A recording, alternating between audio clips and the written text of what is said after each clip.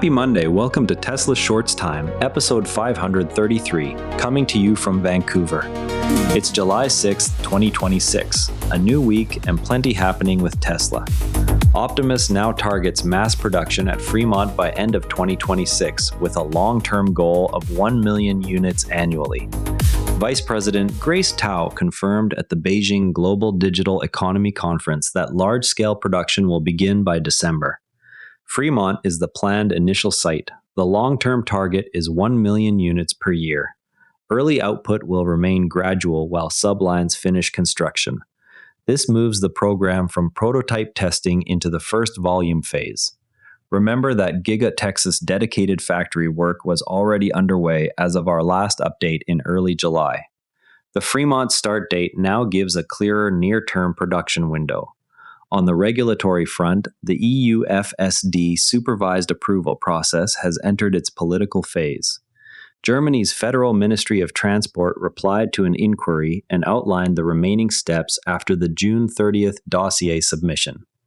A qualified majority vote at the TCMV Technical Committee comes next. Once that passes, the Commission can issue an implementing act that lets RDW grant approval valid across member states. A new EU Advanced Safety Mandate effective July 7th adds fresh documentation requirements right before the vote. KBA continues its data review with Tesla and RDW before Germany finalizes its position. While regulators weigh the supervised stack, version 14.3.4 already demonstrates strong performance in tough conditions. Tesla shared video of the release navigating heavy rain without any driver intervention. The clip shows consistent lane keeping and obstacle avoidance through downpours that usually challenge camera-based systems. This continues the V14 series emphasis on edge case weather handling. Listeners tracking FSD progress will watch for the next supervised update that adds documented rain handling metrics. Tesla also posted an owner account of a Model Y that carried a phone on its tailgate for 4.3 miles, including highway speeds. FSD supervised maintained smooth acceleration and braking that kept the device in place. The company used the anecdote to illustrate real-world consistency of the current supervised stack. The post drew replies from other owners sharing similar low-speed stability examples. Real-world examples like this are exactly what owners want reflected in insurance pricing. A Change.org petition now asks California regulators to let insurers use Tesla telematics data and grant discounts for FSD-equipped vehicles. The request argues that current rating models ignore real-world safety data from supervised autonomy. Supporters cite lower claim rates reported by Tesla owners. The petition remains open for signatures ahead of any insurance department review. Meanwhile, Tesla is expanding physical infrastructure in another key growth market. The company installed its first destination charger in Delhi. A new supercharger-style station also opened inside a Delhi shopping mall. The units support Model Y and upcoming right-hand drive vehicles planned for the market. Local partners handle installation and maintenance. This step follows earlier service center openings and precedes expected volume deliveries later this year. Product updates are also helping Tesla refresh its core lineup in established markets. A longer 6-seat Model Y variant has reached showrooms. The stretched model adds a third-row bench on the existing Model Y platform. Tesla positions it as a lower-cost alternative to the discontinued Model X for families needing 6 seats. Production begins on existing lines without major retooling. Early orders in Europe and Japan show interest from buyers who previously considered the larger Model X. Tesla also began deliveries of the longer Model Y-L in Japan during the first half of the year. Registrations through June exceeded the same period last year despite a smaller overall market. The L model offers extra cargo space behind the third row. Local inventory levels have dropped faster than expected after the variant launch. An owner reported towing a 4,500-pound Airstream sport trailer with a Cybertruck from San Diego to Julian without stopping to charge. The trip exceeded the range the driver had calculated from earlier non-towing drives. The Cybertruck's onboard energy display showed remaining buffer at arrival. The result adds to owner-collected data on real-world towing efficiency under varying grades. Even with these updates, recent delivery numbers produced an unexpected market reaction. Tesla reported 480,126 deliveries for the second quarter. The figure beat consensus expectations. Shares fell immediately after the report. Investors focused on future margins and the pace of energy storage growth. The reaction followed a pre-report run-up that had priced in much of the beat.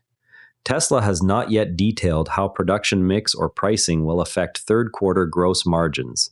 The same regulatory questions affecting FSD also shape how quickly autonomy revenue can scale in Europe. Regulatory approval for supervised autonomy now hinges less on technical validation and more on political consensus among member states. The German ministry's confirmation that the TCMV vote requires a qualified majority shows the process has moved past RDW technical review into a vote-counting exercise. Tesla's data package is already with regulators, yet the outcome still depends on how many governments weigh consumer safety arguments against domestic industry concerns. This structure differs from the U.S. approach, where individual state DMVs or NHTSA can grant narrower permissions without needing cross-border alignment. In Europe, the Single Implementing Act, once passed, applies uniformly, which lowers the per-country compliance cost if the vote succeeds. The risk is that one or two larger states can block progress even when technical objections have been addressed. For Tesla, the timeline implication is straightforward. Any delay in the TCMV vote directly postpones the revenue ramp from FSD subscriptions and future unsupervised features across the entire EU fleet. The company's European sales already rely on the supervised product. Extending that capability to more markets without repeated national approvals is the clearest near-term margin lever still under regulatory control. In competitive news, a new rival is entering the North American market. Leapmotor announced its first North American expansion through Mexico with Stellantis distribution backing. The move positions the Chinese EV maker against Tesla's Model Y and Cybertruck in the region. Pricing and model details for Mexico remain under wraps. The expansion follows Stellantis' earlier investment in the Leapmotor brand. Rivian CEO R.J. Scaringe stated publicly that a Tesla takeover is not under discussion. He emphasized Rivian's independent product roadmap and manufacturing plans. The comment follows weeks of market speculation after both companies beat delivery expectations. No formal talks have been confirmed by either firm. On the sales side, Model Y topped the second quarter EV registration list at UK fleet provider Octopus. The ranking reflects both private and business lease demand. Octopus noted the car's combination of range and charging speed as the main driver. Model Y also leads the Australian EV sales chart through mid-year. Several Chinese brands occupy the next 4 places on that list. Tesla moved ahead of Hyundai in Korean EV registrations for the first time in the current sales year. The shift comes as Model Y inventory cleared faster than local competitors' stock. Hyundai dealers reported increased discounting pressure in response. Market share data for June showed Tesla at roughly 1/5 of total EV sales. Keep an eye on the next TCMV vote outcome and any fresh Optimus production updates.